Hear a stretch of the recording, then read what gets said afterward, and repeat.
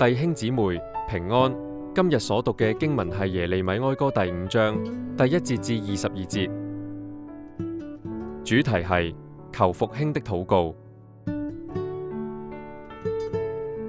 詩人喺耶利米哀歌第5章記載，百姓向上主呼求，懇求上主紀念佢哋嘅苦難。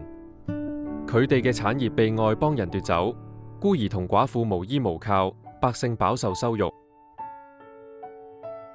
百姓因為饑荒同埋勞役而筋疲力盡，老年人失去地位，青年被逼做工，孩童承受重擔。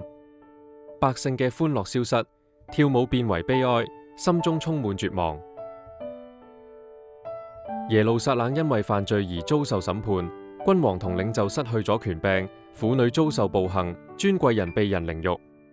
悲慘嘅景象充斥四周，上主嘅審判使百姓痛苦不堪。百姓因為承認罪孽，祈求上主復興佢哋，宣告上主永遠掌權為王。但係佢哋亦為上主嘅憤怒而憂傷，擔心上主可能永遠丟棄佢哋。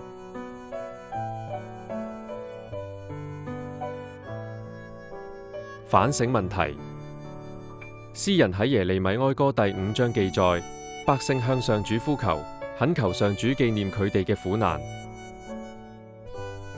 咁當你面對困境嘅時候，你會唔會謙卑向上主承認自己嘅罪，同埋尋求上主嘅憐憫呢？